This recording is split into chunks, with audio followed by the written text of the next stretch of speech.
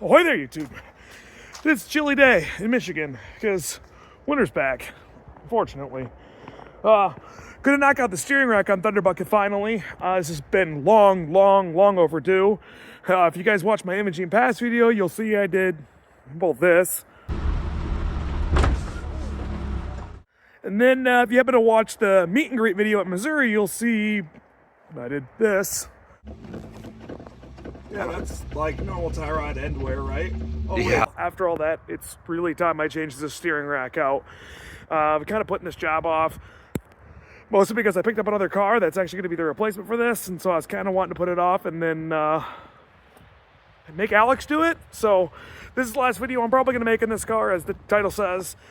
This car is going to get passed off to Alex at Hubert's Projects here pretty soon, and he's going to take the reins on it and do some of the things that I probably should have done years ago, like take care of the rust and things like that on it, and put some better doors on it. And he's got a bunch of plans for it, rock sliders, all kinds of fun stuff. So I'll link his channel in the description. You can check it out as when he gets to the project in a couple of months, and then hopefully he'll do some good things with it. Yucky, yucky, yucky, yucky, yucky, yucky, yucky, yucky, ew, gross, ew, ew, ew.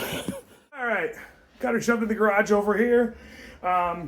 First things first, I'm gonna probably change the oil. I'm gonna take the roof basket and the lights off. Alex has got a different basket. He wants to use a little bit of a shorter basket. Typically don't use it much in wintertime anyway, so.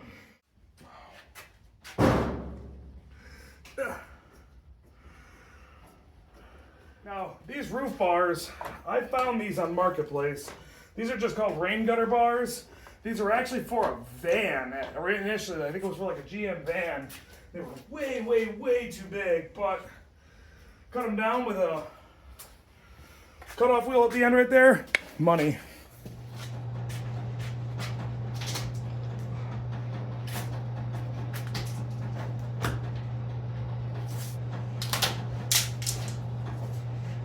Oh no. Ooh.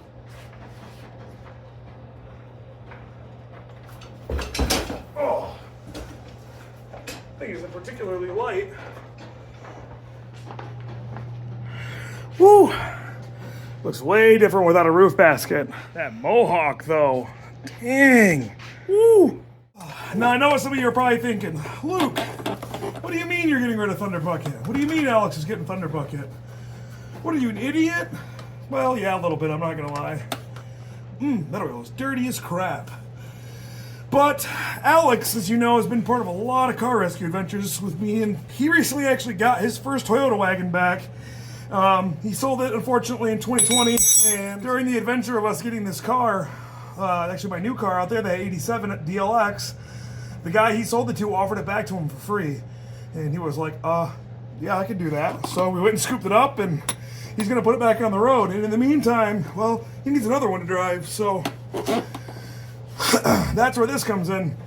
If you guys have watched the video of me when we first went out and got it, he was part of the video. He was a huge help in me getting it home. I literally couldn't have done it without him. And along with multiple other rescues that he's been a part of, a lot of stuff that I don't even put on video because I'm not skilled. I'm not able to really videotape every single thing I do very well. But yeah, so I think this will be a good winter beater for him, good trail rigger on the house. He's got a lot of land. He's working on making a track next year. So hopefully we can do some fun like rallycross style stuff in his yard. That'll be, I think, a blast. So we got a couple of friends that are local here to Michigan that have Toyota Tercel wagons as well. There's now 5 of us that are relatively local to the, not relatively local, but in the lower half of Michigan. I think he'll take good care of it, do the things that I probably should have done in years past, like fix up some of the rust and things like that. So he's gonna fix the holes in the floorboards, which I'll show you that real quick. Yeah, I put a sign down and some sheet metal, but it ain't great. The floor there is not great. The frame is actually really solid on this car. All along here is in really good shape. Same with all along here. All that's really solid. They did all make it. Look how tiny these things are. I have done right by it, but I haven't always treated it the best. It's had a pretty hard life under my ownership. I've wheeled it real hard. She's done a lot of really aggressive stuff with it, but she has treated me very well. And yeah. Hey, oil filters. Let's talk oil filters for a second, for fun. This Power Flow, part number SL22821. I am not sure what it's off of. You could probably interchange this, but this is actually the biggest oil filter that I did not find. Someone had found my videos and emailed me and sent me some of these. As you guys look at some side by side, this is a much, much, much larger filter, but the O-ring and everything like that is the exact same size, so they can be used interchangeably.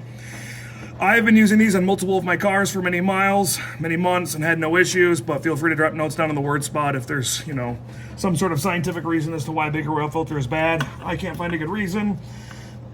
I don't think there's any loss of oil pressure or anything like that running this filter. And if you ever want to run a oil filter for a really long road trip, this would be what I'd recommend. Whenever I go on my big long road trips, before I go drive, you know, anywhere from 2,000 to 5,000 miles, I always throw one of these on, just because of the larger size difference. It makes me feel better.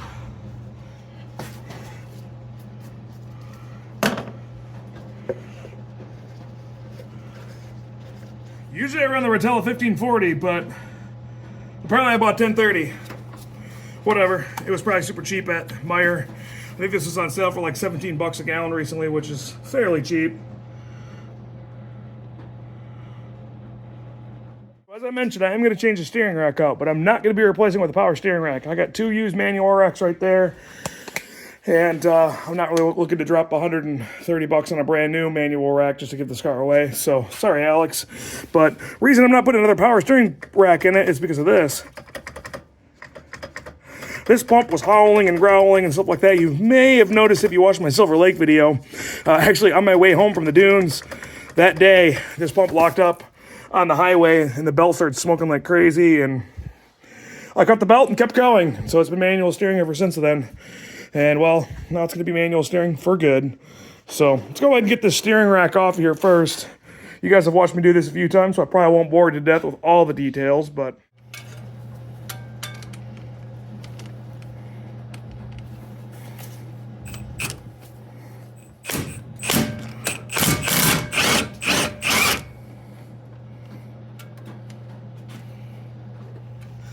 I think I'm going to do this the wrong way and just cut these lines.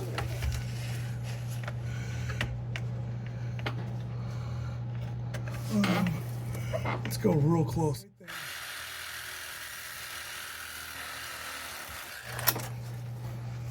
All right, fluid coming out. Boy, that fluid looks nasty. Yeah. I don't know how well you guys can see that fluid, but it looks like crap.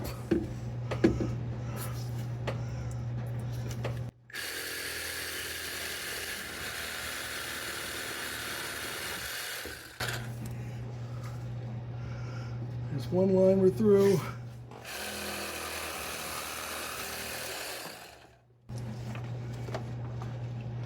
Yay!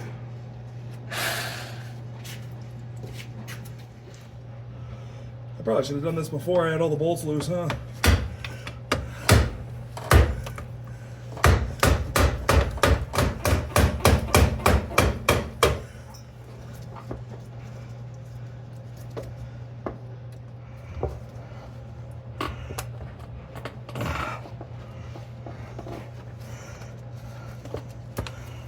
Oh, clumps of dirt are falling into my oil pan. Don't send that to Blackstone Labs. All right, with some careful negotiations, the oil pump really gets in the way of these. You can kind of see I was gouging the crap out of this thing, spinning it around, but got her out, thankfully, and now I'm going to go ahead and throw this manual steering rack in. Notice these humps. I had to pull the oil filter off to get to that little lower bracket, but the humps on these versus the manual steering ones are a little bit different. Now, the bushings for these are available. I believe the passenger one, this one is the same between power and manual, but that one on that side over there is different. AW11 Toyota MR2s are the exact same. So if you type in like 1986 MR2 power steering bushing or steering rack bushing, manual, whatever, Super Pro, I believe, makes them. Plus, you can probably find them on eBay and other places because AW11 MR2s are thankfully super popular. So if you need those, that's where to find the bushings at.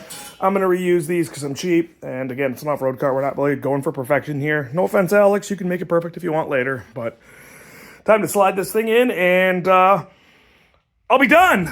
All right, here's this power manual steering shaft. It's actually quite the significant difference. The play in this thing is so much worse. So I'm gonna go ahead and actually change this joint up before I throw this thing all together. I don't really want to do all this work, but it's gonna steer like total garbage if I don't. So I might as well just spend a few minutes, spend a few bucks, knock that joint out, be done with it.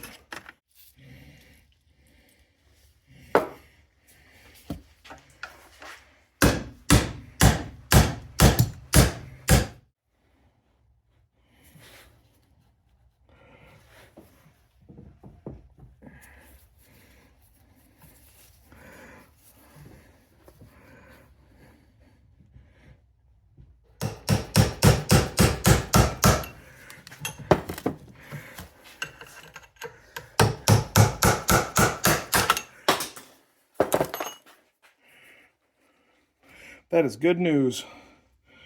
I'm actually pretty happy with that. That went together better than I anticipated. Sorry, guys. That was a lot of autofocus, but... Okay, last but certainly not least, this one more ear. It wants to move back and forth between these two, so that's a good sign.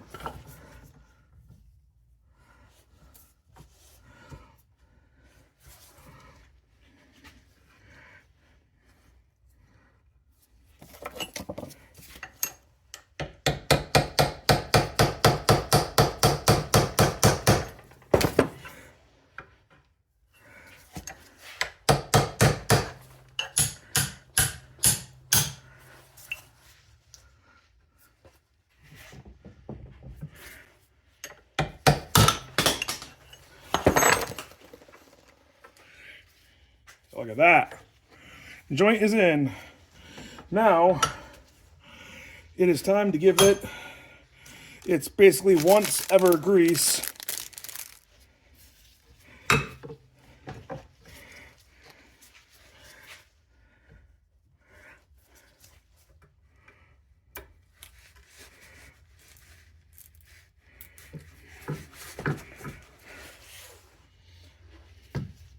I had to take this and we're out here for a test drive. All's going well. It's hilarious how easy these cars are with manual steering. Like, it's pretty much effortless to steer. I mean, granted, there's snow all over the ground and it's a little bit icy, so that probably plays a little bit into it, but God, it's just effortless. It's hilarious to me. I kind of prefer the manual steering over the power steering, if I'm being completely honest. Cars in the past that I drove that were manual steering, and it was just as effortless in my opinion as power steering, maybe slightly more effort at a standstill, but that's not really a huge deal to me. I got these big muscles. So no, I did not change the tie rod ends. Man, I should really get a haircut today. I did not get the tie rod ends changed. I ordered manual steering ones on Rock Auto, and wouldn't you know it, they sent me power steering ones. Yeah, a bit of a bummer, but oh well, it is what it is. Well, back home, test drive was a success. It didn't break. I mean, it's a steering rack. It's not like anything would really break, I don't think, but I will say I am not overly impressed with these 4CM ATZRs in the snow. They do great in like loose dirt and mud and stuff like that and in fields, but mediocre in sand and mediocre in the snow. Probably gonna rock them because it's only gonna be another month. I do have some snow tires if it gets really bad out, which it's still snowing. We're supposed to get a couple more inches yet tomorrow, I think, so hooray, winter's here. But anyway, that's gonna wrap it up for me today. Hope you guys enjoyed. See you at the next one. Next video, we'll probably be putting the timing belt on Bad News Brown, hopefully getting that thing running, figure out why the fuel pump is not getting power when the key is on, and then hopefully we'll start driving her, because I like to see what it feels like doing 100 plus horsepower in one of these little Toyota wagons. So catch you then. Adios.